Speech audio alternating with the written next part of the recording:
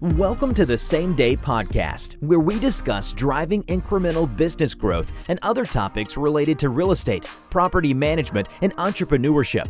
Now, to the show at hand.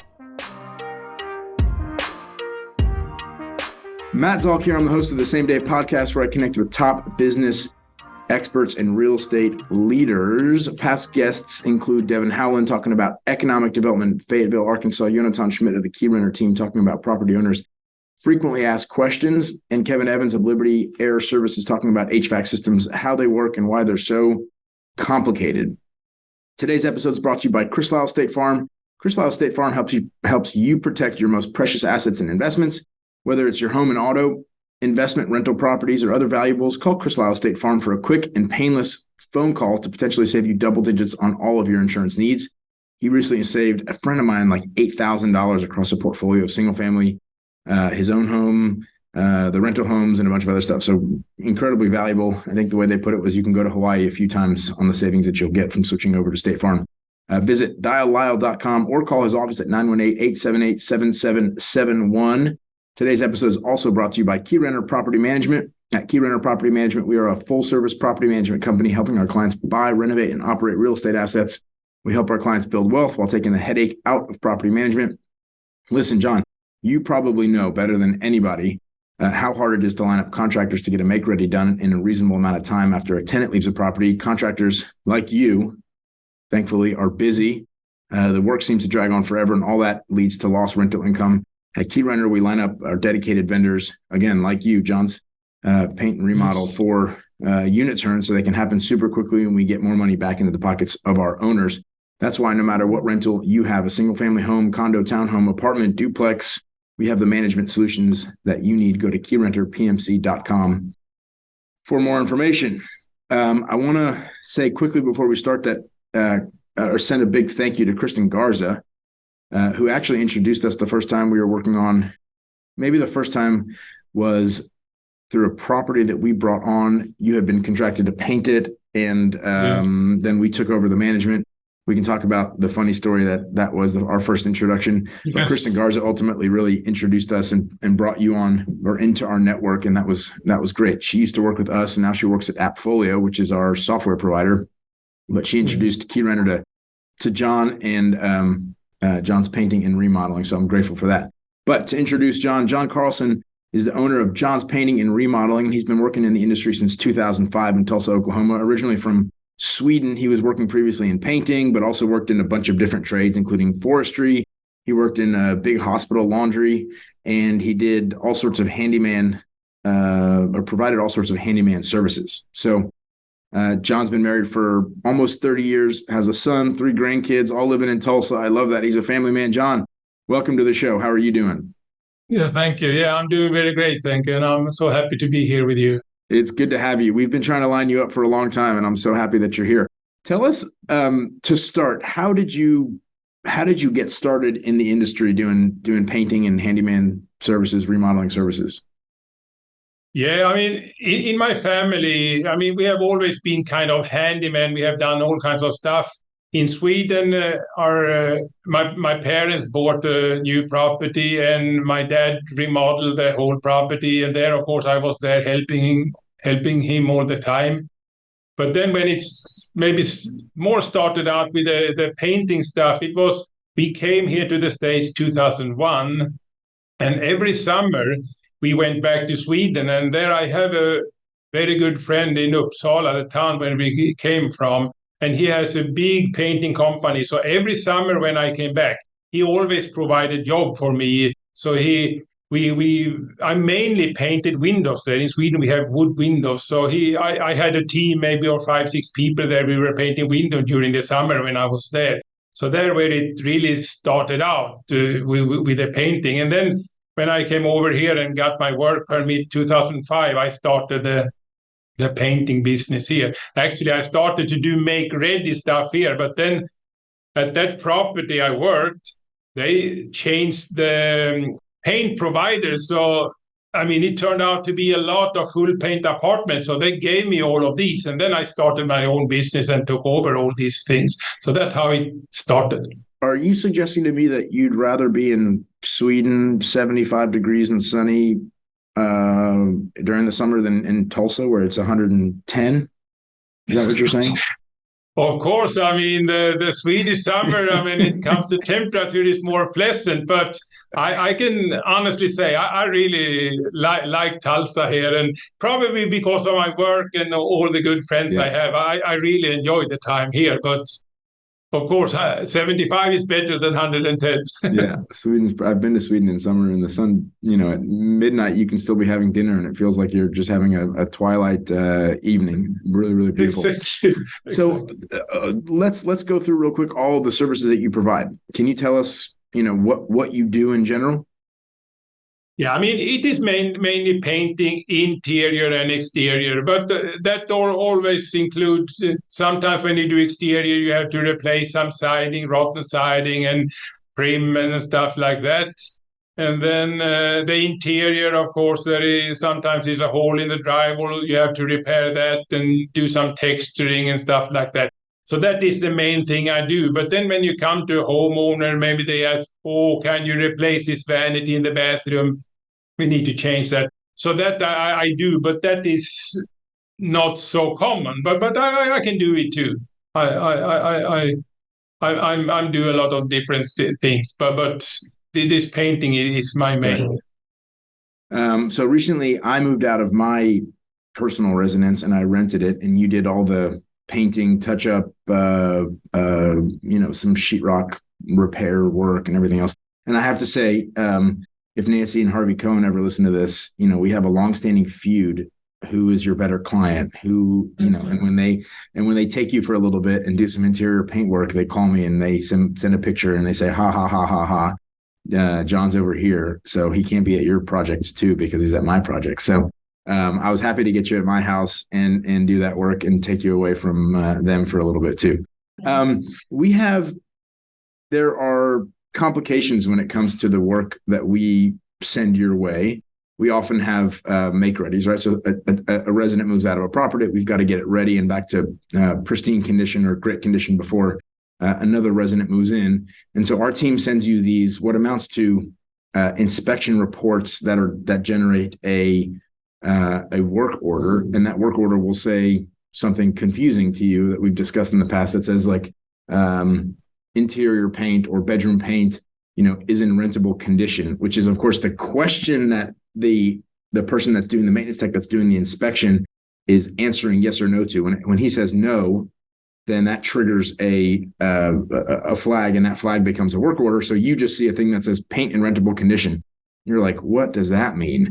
And so it's a little bit confusing. We've discussed that in the past, but the point is our team often wants you to do touch up where there's a couple of nail holes or where somebody's installed a bracket for a TV mount, or where there's a small hole behind a door where the doorknob will have pushed into the wall itself. What is the complication that you see when we just need to do small touch up of paint in a house for a unit turn? Yes, I mean, so I don't forget that we can start with this. Sometimes when tenants move out, they try to patch up the holes where they have had some nails and screws like that. And sometimes they maybe have a spackling knife and do 2 by 2 or 3 by 3 inches with some mud. And then it's only a nail hole. I mean, if you do it right, you just put some mud on your finger and fill the holes and have a wet rag. Sometimes if it is a light color, you don't even have to do anything, not even touch it up.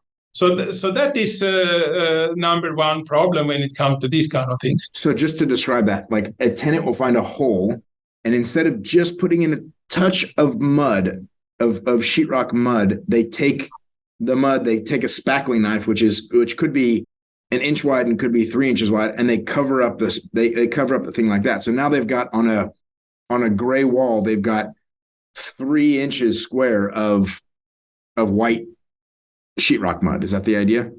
Yeah. Yes. Exactly. God. Okay. So you've just taken a small problem and made it a much more significant issue. In essence. Yeah. Exactly. I mean, if you just fill this hole and then have a wet rag and wipe it out, sometimes if it is a light color, you don't even have to touch it up. Nobody will see it. Right. But now they have messed up the whole thing there. So obviously you have to to sand it down and paint the wall, do something about it. Right. So that's number one. But then also when it comes to this touch up, usually, especially in these rental properties, sometimes when I go there and paint, maybe I leave some paint there. But if you come back 1 or 2 years later, it's thrown away. So nobody knows exactly what color has been there. And then when you start to try to match paint, you never get it 100%. So if it is a little spot in a big living room on the walls, when you start to touch it up, then you will see that very easily. It's very, very complicated. Right. And let's say it is not only the color, it's only the sheen on the paint. Because sheen, nobody knows what it is. Is it eggshell? Is it satin? So you just have to kind of try to take a chance. Yeah, maybe it is eggshell. And then you go and put it on there. Then you see, oh, it's a little bit duller than the wall. I mean, it was probably satin sheen. And also, let's say somebody has used Sherwin and Williams eggshell to paint. I don't know if it is Sherwin and Williams, is it Spectrum, is it Kelly Moore? Then I usually use Kelly Moore paint. So Kelly Moore eggshell is not exactly the same sheen as Sherwin and Williams.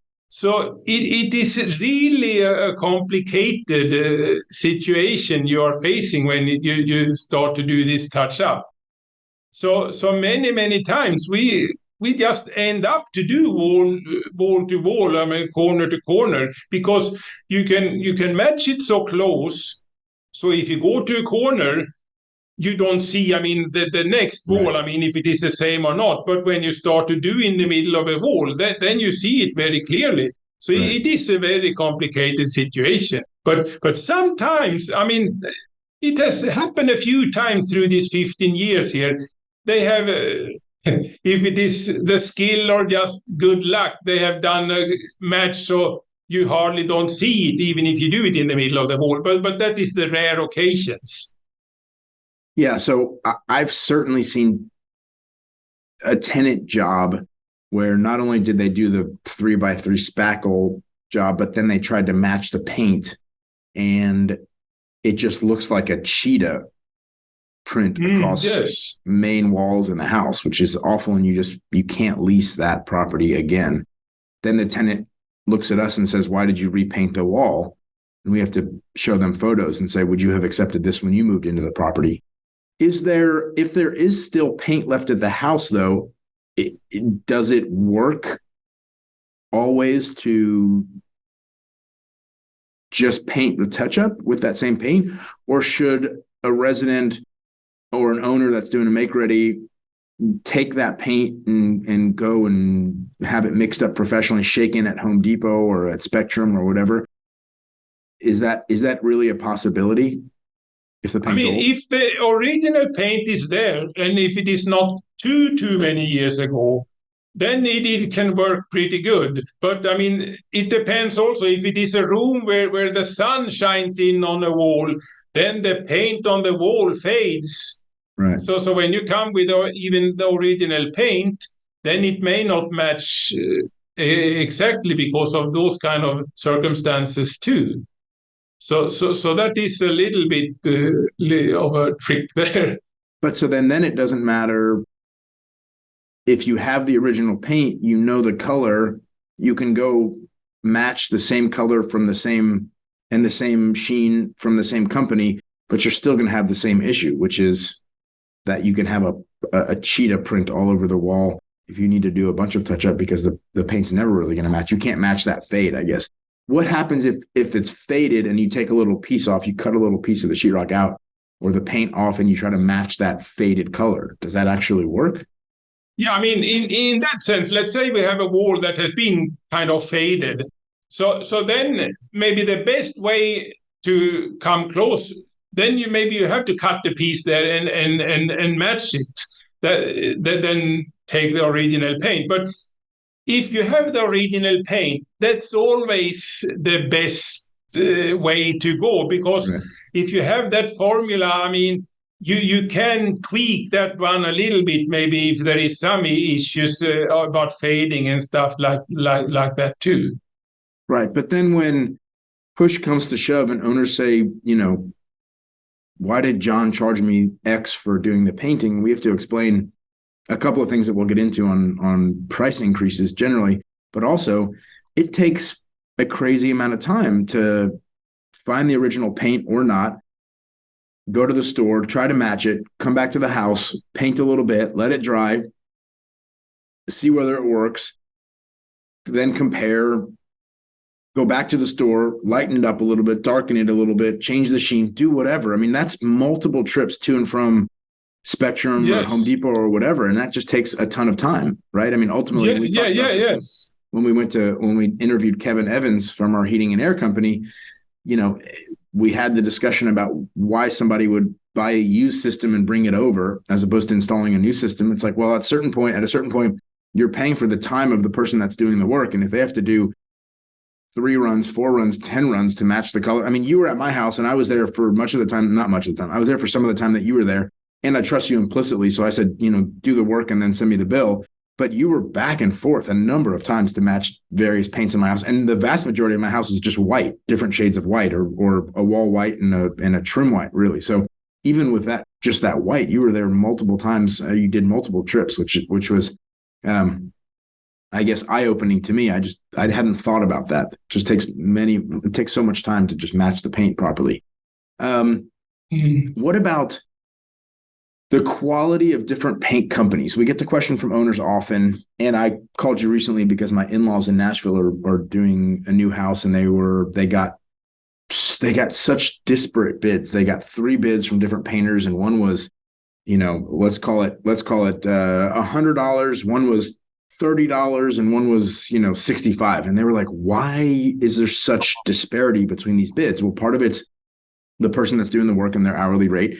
Part of it is how many hours that person thinks it's going to take to paint, how much trim work there is, how much, whether they're going to spray or whether they're going to roll. But then also some portion of it is the paint that they're using. Why would somebody use a more expensive paint? And do you recommend interior, exterior, whether somebody goes to the highest grade of paint or to the lowest grade of paint or somewhere in the middle? What are the calculations that you make in your head when thinking about paint quality for interior and exterior homes?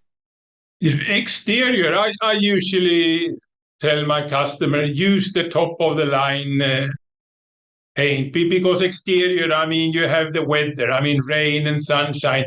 So it goes very hard on the paint, on the siding and stuff like that.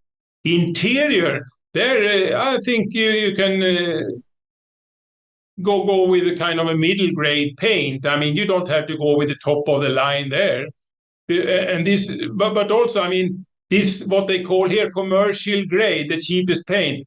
To me, it's useless. I mean, it's because I have sometimes when you see the prices, you can be a little bit tempted. Oh, I buy the cheaper one, but then maybe you have to do 2 coat of paint instead. So then, I mean, you end up paying more anyway. So it's much better to use a good quality of paint from the beginning. This cheap paint, I don't like it at all. And one thing I remember here too, we have had some houses, probably for you too, I don't remember, but I mean, it was fairly new houses. I mean, they was just painted, built for a few years ago. Somebody has lived there and moved out, and I was going to go there and do touch up. We had the original paint and everything, and then started to touch up, but it looked really bad. And I thought about it. What is the reason? Then I start to understand.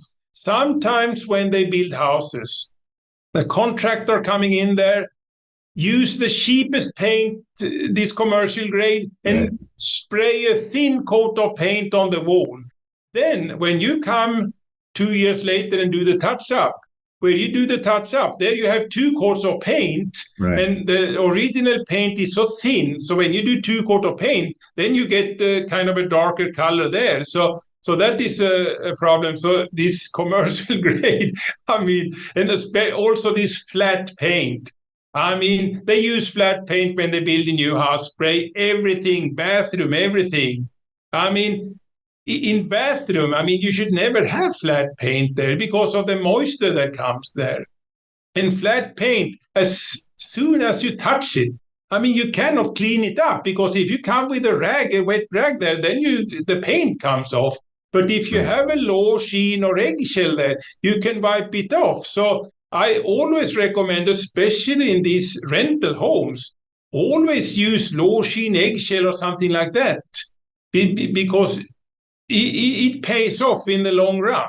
I mean, this flat paint, it's useless to have on walls. So for our owners that are buying new homes, Roush Coleman, Capital Homes, should we recommend to them that they pay for a small upgrade when they're buying the house and have it painted in eggshell or satin? Yeah, I think it's worth it, because when it comes to the cost of paint for let's say a 2,000 square foot home or less, I mean, you are just talking about maybe $200 from flat to a low sheen paint. I mean, it's not a big difference. So, but the thing that costs is the labor. So it's better to have the painter put some paint on the wall that lasts much longer, and it's easy to clean up. My grandfather of blessed memory was fond of saying, I can't afford to buy cheap, because when you buy cheap, you're putting on 2 coats of paint instead of 1, and it costs you more in the end, or you have to redo it more often. I totally agree. I totally agree. He always said that. Do you have any idea, and this may be outside, you're not I don't know what it is, a physicist or a lab technician, but do you have any idea what's in an exterior paint that makes it cost more but last longer? What do they put in that stuff? I'm not so, I don't have so much knowledge about what is in there. But I mean, the only thing I know, I mean, sometimes it has happened. I mean, if you have exterior paint, sometimes, I mean, there was a period here, it was very, very difficult to find paint. I mean, you come to the store, I mean, they were out of everything. So I used some exterior paint on an interior wall, and that works very good. Right. But you can never use interior paint on exterior, because then you will come in trouble. And because the exterior paint, they told me, I mean, it's kind of more elastic. I mean, it has, because of the weather. I mean, the sun is shining, and then it gets cold, so it has to be more elastic. But when it comes to the components in it, I don't know. I'm going to see if I can get a paint chemist on the podcast to see if I can understand better what makes a paint last longer and be a better quality. Do you recommend eggshell in a bathroom where there is going to be a ton of humidity, or in a kitchen where there's going to be splattering of pasta sauces and other things around the room? Do you think that somebody should put a higher sheen paint even than eggshell? I mean, satin or something even shinier to make it easier to wipe, and just a thicker paint with more latex in it? Yeah, I mean, I think, I mean, now also these different paint companies, they call things a little bit different. But an eggshell, I mean, everybody has eggshell, and that is a good thing to use on walls in bathroom and kitchens. You don't need to go higher than that, because the more sheen you have, the more of the imperfections of the wall you see. I mean, let's say the sun shines in, if you have a little buckle or something like that, you see it more easier the more sheen it is. But I use low sheen everywhere. I mean, you can use it in bathroom, you can use it in the whole house. I use it because price-wise, I mean, it is... I mean, it's good price, even if I use a middle grade paint. I have found a paint at Kelly Moore, they call it professional premium. I mean, sometimes I'm so surprised. I mean, it covers like a top grade paint. So, and that one, you can have a wet rag, you can go in and wash it very, very hard. Right. So when I do the rental properties, I use it usually everywhere because if you have to start to use different sheen here and there, of course it costs more to do the job too. I mean, you have to clean up after you use eggshell here, you use low sheen there, and you use flat in the ceiling. So the ceiling we usually always use flat because nobody will touch there. Right. So that is a good thing. But other than that, flat should never be used. Right. Our owners, over the last 2 years, prices of the homes that people are buying have increased so much that owners seem to me to be more price sensitive on the renovations and on work that needs to be done to bring a property to what we call minimum property standards. At the same time, prices of labor and of materials have gone through the roof. And that's because it's harder to find people to do the work on the homes. And there have been supply chain issues that have stopped production or delivery of materials. I mean, you mentioned at the Spectrum store or wherever that you would go in and almost everything would be out. How have prices increased in the last 3 years? Call it from March of 2020 or slightly before, whatever it is, to now. What should owners that are listening call it in March, April, May, June of 2023 be expecting in terms of price changes from a couple of years prior? Yes, I don't have the exact number, but I remember a couple of years ago, I mean, for a 5-gallon bucket, I mean, maybe I paid $100 or less. Now they are $120. The same paint. So it has gone up maybe 20-25% here in a couple of years. Yeah. So not only is labor more expensive for you to find help in painting, but all the materials. So tape and plastic sheets and the paint itself has gone up 20-25%. Yes, it has. It's much more expensive now. Interesting. That's a challenge because, rents have also gone up for sure. And they may have, I don't know if they've gone up 20%. We were raising rents 6-7% year on year during the pandemic because it was so hard for inventory, so hard to find inventory, and the demand on rentals was so great that we were able to raise rents. Now we're kind of back in January 2023. We're back raising rents 3% or so. That's, of course, on a higher base than it originally was 2 years ago because we've raised them significantly. But we're finding that demand has fallen off and people are finding other ways to put a roof over their head. Some people are living with their parents or in-laws. Some people are finding roommates where before they weren't, because while wages have risen for many people, they have not necessarily kept up with inflation, which has been at 12-13%, whatever it is. There are various metrics. The CPI was changed in the late 80s. So fuel prices, whether they're calculated into it or not, inflation has been very, very significant for the last little bit. Now it seems to be tempering just a little bit, but certainly our owners should be aware that it's costing more and more to renovate or remodel their houses. So when they buy something for a slightly higher price, they also should expect higher prices on the renovation side. John, anything else you want to share with our owners or listeners about the challenges of painting or anything else? Yeah, I was just thinking about to own a house and rent it out. I actually bought a house myself, duplex, to rent it out. And I mean, we have different philosophies how things should work out for us. But my philosophy is this. I mean, I really fixed that one up really, really nicely, and I want to feel the tenants that live there. This is a nice place. This is my place. It's like my home, and try to treat them very nicely and fix things up. I know sometimes if you get some tenants and destroy it, it must be really, really hard. You have fixed it up and then it's destroyed after 1 year.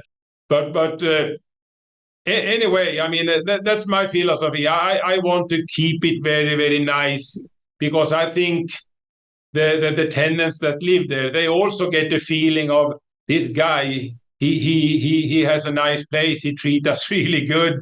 We want to keep it nice. That is my philosophy. I may be wrong. I may be hit some hard times ahead. I don't know, but I think, I mean, it's yeah, we will see how my philosophy turns out. But I mean, you also bought a beautiful duplex. The woman that had lived in the owner occupied side for many years and was getting older and sold it, had kept beautiful. It had been maintained really well.